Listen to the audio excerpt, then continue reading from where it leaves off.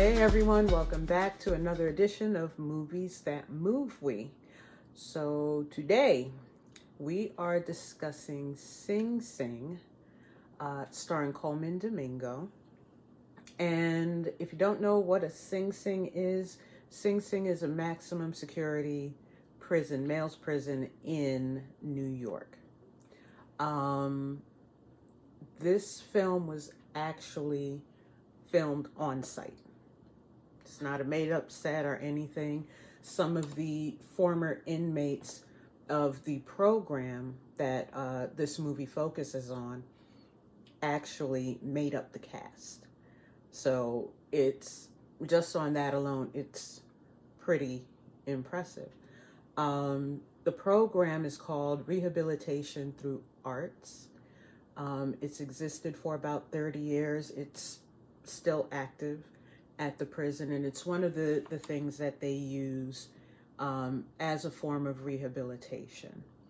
So before I get into the story and all of that other stuff, I'm not going to spend a lot of time talking about the pros. I'm going to focus in on the former inmates that are in. Again, they make up a large part of the cast. So Clarence Divine I. Macklin, he has additional credits as a writer and producer on the film, and all of these guys played themselves. John Adrian J.J. Velasquez, David Dapp Girardi, Patrick Preem Griffin.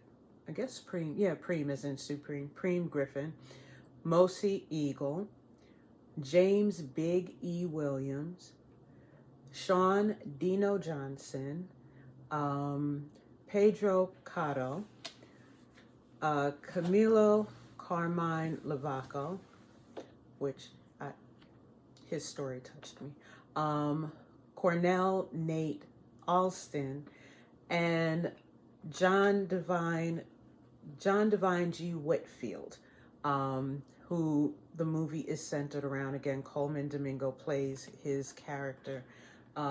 He is credited as the writer, one of the writers, and executive producer. He cameos in the movie as the book fan. He has published 8 novels. Several have been adapted. 7, have been adapted into screenplays, and he's the winner of several book awards. My dude is busy and successful at being busy. So, all right. The first thing that kind of stuck out to me, I had to go back and rewatch it and then dig it up and eyeball it. The play opens with Divine G reciting a line, a segment of Midsummer Night's Dream. And it sets the tone for the rest of the film, because it talks about how, one thing, any hope that someone has of redemption, it gets swallowed up, and it kind of ties into what these guys have gone through. They did something, they have regrets about it, and if anyone had sympathy for their situation, it's quickly wiped out with, but you committed a heinous crime, you're not worth being a part of society anymore, bye-bye, go over here. And if you're wondering, it's Act 1, Scene 1, Line 143. So you can go look that up, follow along when you watch the movie. But that sets the tone for the film. The thing that this film doesn't do as a prison drama, you don't see the violence. You don't see police snatching people up, the guards snatching people up, throwing them against the wall, checking cells and all of that stuff. You don't see anyone getting shanked. None of that stuff happens in this film. They make the point that this is still a maximum security prison within the first few minutes by showing, everyone's relaxed in the yard, kind of walking around, getting their fresh air. And then all of a sudden the alarm goes off and everyone immediately drops to the ground. And that sets the tone for where they are. Mm-hmm. You understand very quickly, okay, they are in prison. Mm-hmm. Right? And then you get into the men who are part of this program. Yeah. What are your thoughts? I did really appreciate that it wasn't like focusing on that, because, and I think that was kind of the point, is because they really wanted to focus on the actual program itself and just show how it was really like changing these guys' lives. But yeah, it gave more perspective to that. But then they did show some snippets of like, okay, once they're kind of back in their reality, they had conversations amongst each other about things that, happen on the outside or things that they're currently dealing with while they're still incarcerated. They talked about their kids, children that they haven't even met yet because they got locked up at the same time. So you get a taste of like what their reality is, but at the same time, I think the film was mainly centered around like, okay, through all of that, how is this changing them? How is this also kind of helping them escape that reality a little bit, and kind of like even some other interests and things of each prisoner? Because what I found interesting was all the things that Divine G did. Mm-hmm. Like all the stuff that he had going on before that. Like he was in ballet, he was taking modern and all that before he was DJing and stuff like that. Yeah. He mentions he went to the Fame School, the New York School of Arts, and mm-hmm. it's called the Fame School because it was part of the television series. It's where the television series Fame took place. Those of you who are old enough to know, you know. So he went there and, talked about getting teased because he was taking ballet and coming home in tights and people calling him gay because of it. And he said, listen, there were plenty of them there. They could dance, but they could also fight. Mm-hmm. So it's like mess around with them if you will. But like you said, he did a lot. And even in prison, once he got there, like I said, just from the brief bio I gave you, dude stays busy. Mm-hmm. So not only was he in there involved in this program, he was one of the founding members, but he was writing books mm-hmm. that were published, I guess, while he was there, maybe before he was there. I didn't look up his titles to see when all of that happened. But he was writing books. He was in the law library looking things up. A lot of these guys mentioned having degrees that they got in their time there. So, I'm sorry, I interrupted you. Yeah, no, but I was just saying that, I felt like we got to see that contrast, but what I appreciated was that it wasn't all, because in a lot of prison movies and stuff that we see, stories. You see the prison rape, you see the violence, the police brutality and all of that. Mm-hmm. But it was just good to see it. There's probably only one scene where you saw an interaction between two inmates where it was kind of like, okay, there's some, selling of drugs and somebody owes somebody money or whatever. But aside from that, I also picked up on some of these guys were trying to also get parole. Mm-hmm. And the one inmate that was like the rowdiest, and he kind of along the way became a little bit more into the program and started to kind of understand the purpose of it. He still had this mentality of like, I'm going to be here forever. There's really no hope for me or anything like that. Like, that was Clarence, Divine Eye. Yeah. And he was just like, this is going to be my life. And the acting and everything is cool and it's a nice little escape. But aside from that, like, this is my life. And Divine G had to kind of break it down for him, like, look, like, while you're in here, you should still strive to, want more out of life than just this. The system wants you to believe that, like, this is it for us.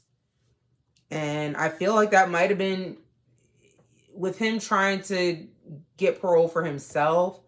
I think it was kind of like the program was also kind of like a catalyst for that a little bit, because it was like he from day one was like, I'm not gonna live in this reality of I'm a number, I'm just an inmate, and this is my life. He wanted more out of life even when he got locked up. And he was also wrongfully accused as well. But, he was also an advocate for the other guys in there that just thought, okay, that's it. Like, he told them, like, keep trying and trying and trying and trying over and over again until you get that letter to go home. Don't stop trying, because the system is making you think that once you're in here, that's it. You have rights too, and you can try to appeal to go home. Like, if that's something that you truly want for yourself. And once he kind of like started talking to him, he went and he got his parole. And there was a moment where, which I don't really want to ruin it or say too much, but there was something that happened in the prison, and Divine G was deeply hurt by it and affected. Two things happened actually at the same time. And it was like their roles reversed. Like, it was like where he was being like super like, yo man, like, you got to get your life together, and you got to, stop believing this hype that like you can't, be anything bigger than just a gangster or whatever. They kind of switched roles, because it was like then when Divine G was going through hard times and the other guy was like, he got his parole through and everything like that, he was like, man, like, come on, like, what was all that stuff you were telling me? And like, you're just gonna give up like that, and you're just gonna kind of like, not be a part of this crew or anything anymore. Like, so I found that really cool too, how there from the beginning there was this tension between them, because Divine I was recruited into the program. He said he wanted to do it. Gosh, I'm getting the names mixed up. Divine I and Divine G. Divine G was one of the people that interviewed him and decided to give him a chance to be a part of the program. And he pulled him aside to try and talk to him and, kind of feel him out, see what he was about, give him some words of encouragement. And Divine I was like, look, I know you're tight. You're sitting here, you're telling me, all of this positive affirmation stuff, leave me alone. Yeah. And so he backed off. And then one day, Divine I shows up, sits beside him, and it was so funny because he sat beside Divine G while Divine G was watching the guys rehearse, and Divine G kind of looked at him and was like, this Negro. Just the whole way his body language changed, and he was like, no, you don't want to mess with me, I'm not gonna mess, I'm gonna leave you alone. And so that pull and tug in their relationship began. But by the time it got to that point, you understood that Divine I had respect, even though he kind of gave Divine G a hard time. He had respect for him. And he was like, I know this guy has the right intentions. He's just discouraged right now. Let me do for him what he was trying to do for me. And and he had to do the same thing. He had to pull back, but he didn't give up on him. Overall, what you saw from the opening, you saw these guys had a brotherhood. They had a bond. And I ain't never been to prison, so I can't tell you. But it's one of those things that's important. You have a group of like-minded people to keep you here from slipping up. Not saying slipping up didn't happen, but at least you have some folks to pull you back that says, hey, wait a minute, we're on a path, we're doing this thing to better ourselves, let's work this thing as hard as we can work it. And they came together. Mm-hmm. They came together.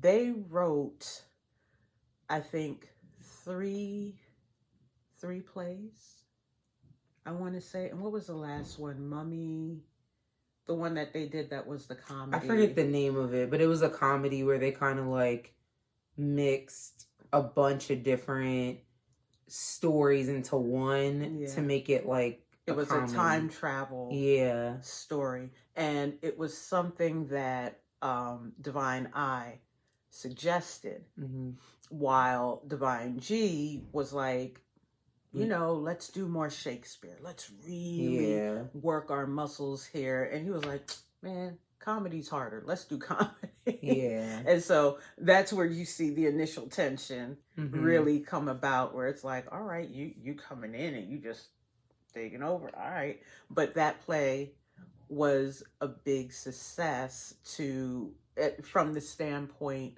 of the prison board. You know, they were like, okay, these guys are coming together. They're finding some joy in addition to, you know, learning some life skills through this. I looked up how Sing Sing compared to some of the other prisons in the country. And the information I came back with says that Sing Sing really uses a lot of these programs to rehabilitate, and they have a lesser rate of recidivism. I think I said the word right. Because of these programs, you know, they're not just locking people up. They have programs for them to do that are one of the programs, music. Yeah, they have a music and arts program that's supported by Carnegie Hall. They have, let me see. They have another program called the Family Works program that is designed to teach them how to strengthen the family bond, because there are plenty of people in there who had families when they went in, like wife, kids, and, you know, kids were born while they were there, you know, wife, girlfriend was pregnant while they went in. So it teaches them how to, you know, reconnect with their family, build relationship skills. And those things are important, you know. And of course, you know, when folks go in, some folks go in with less than a high school education and they walk out with a law degree. So there's ways that these programs work, and based on what I found online, it was those Sing Sing is one of the prisons that does these programs well. Did I mention the film?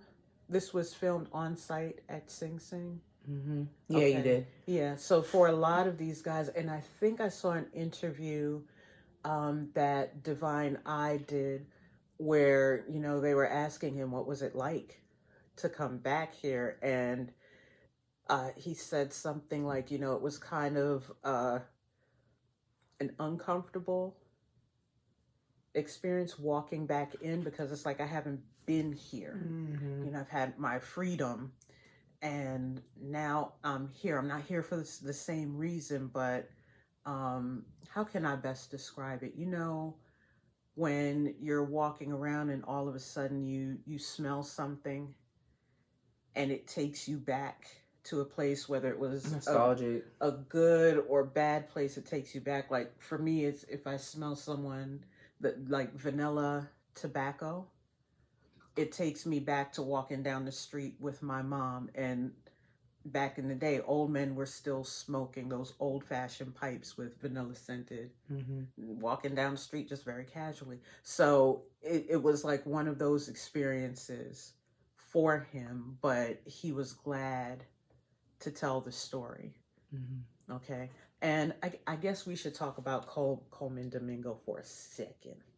maybe a split second. Yeah, he's really good. Mm-hmm. Whatever role he plays, he's really, really like into it. Like you can tell, like he studied it. He really immersed himself in it. Yeah, like he's really, really a good actor. Yeah. The last scene of the movie, it's one of the reasons that I love seeing him in stuff, because there's always a moment where his face, his expression, and his body language is louder than anything he could possibly say. And one of the last scenes, not a spoiler, he's out of jail. We know he's out of jail. So he's leaving the prison. He finally gets released. And he's walking towards the gate, and the gate opens up. And he stands there for a second, and he takes a breath, and then he steps outside and kind of looks around a little bit, and he goes,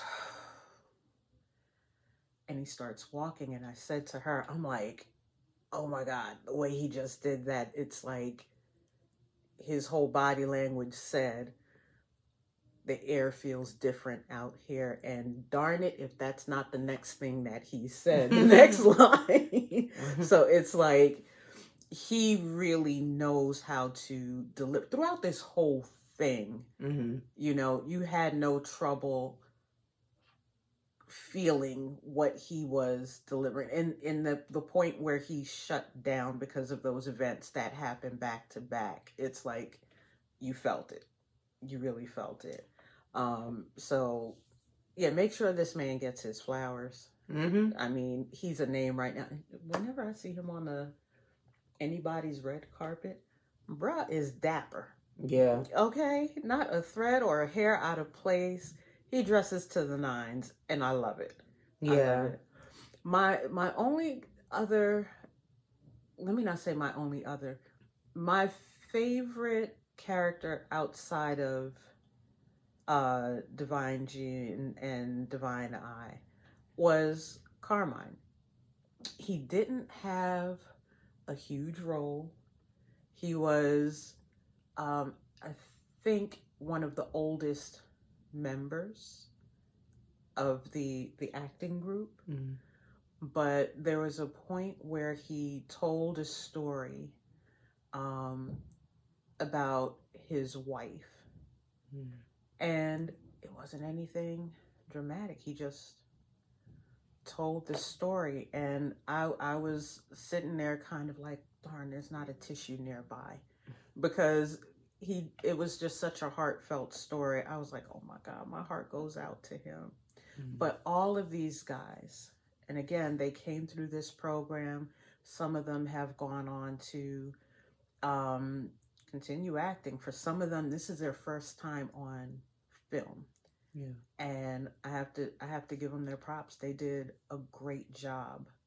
A really great job with this, which is part of the reason I'm not saying, oh, this actor and that actor was in it. This is one of the reasons I'm not highlighting the other writers, not that their work didn't contribute to it, because they wrote some of the plays and books that are included in this film, but I really wanted to highlight the work that these guys did. And I say watch the movie.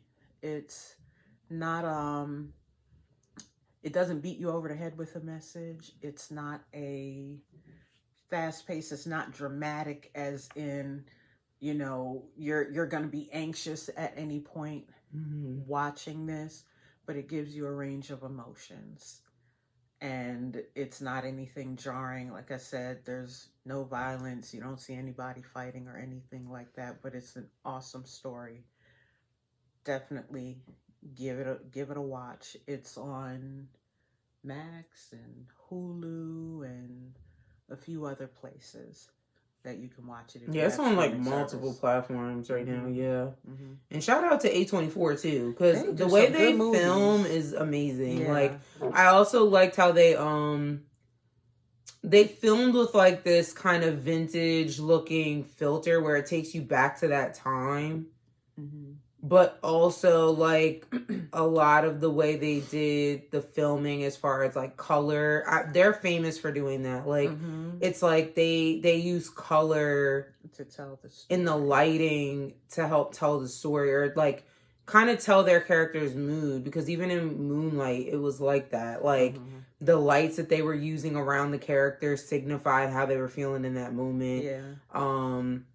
And even down to like the last part that you mentioned, what I noticed was as he was walking out, they didn't show, like usually in movies dealing with prison and stuff like that, and they show the gate, they show the actual gates opening up in other films. In this, he's walking up and you hear it, but you see the shadow on his face from the lighting of the gate going like this. So it's like the way they film is just it's artistic, but it's like it's an artistic that it really helps. Like, I don't know, it's like you get very invested, and it's like you feel from that. Like it's like you feel emotion from that, like because you're seeing all of this, but it feels like, okay, I can actually resonate with certain parts of this. I was over here crying about the guy that came back to visit. He was locked up with them, and they're zooming in on his face while he's talking about since he's been back home, and then he had to put his dog down and stuff like that because she was sick. And he said she was my only friend when I came home. Like, she was the only one happy to see me when I came home every day. And it was just kind of like, I just like the way A24 films, like the way they film things. Well, the thing that I noticed, there were two instances where Divine G was wearing purple, and it was the same shade of purple. One time he was on the stage, they were doing a run through, and he's in the center. The rest of the cast is flanking them. They just finished their scene, and they do the bow thing, but they kind of held it a little bit where he had his hands up. And then the other scene was where Divine I sat down beside him, and he was, watching them, and then turned around and was like, this guy.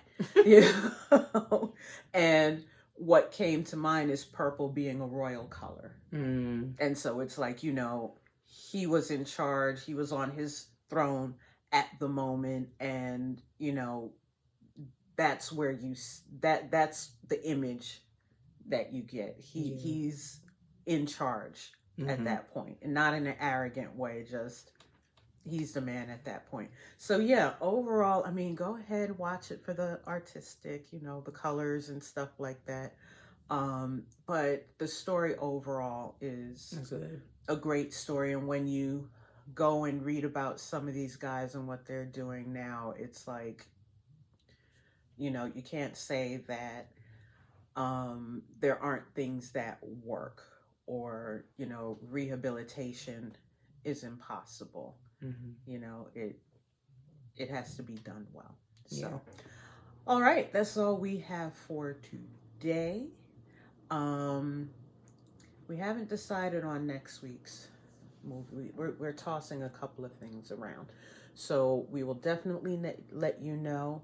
Check the banner on our Facebook page. I try to change it by Wednesday and usually fail, but by Friday I usually have something up. But follow our page on Facebook, Movies That Move We. That's usually where we post the link to our YouTube page, which is Movies That Move We. And we post weekly, 5 p.m. Sit on the page, wait for it to pop up, and go in and watch what we have to say about these films. We are also on Spill under my name, Nikay Writes. That's NIKEWRITES. Check me out over there. Join the shenanigans. It's not too many shenanigans. It's a cool vibe over there. But yeah, follow me over there, and like, share, follow, tell a friend, tell a cousin, tell somebody. Check us out every week on Movies That Move We. So that's all for now, and until next week. Bye.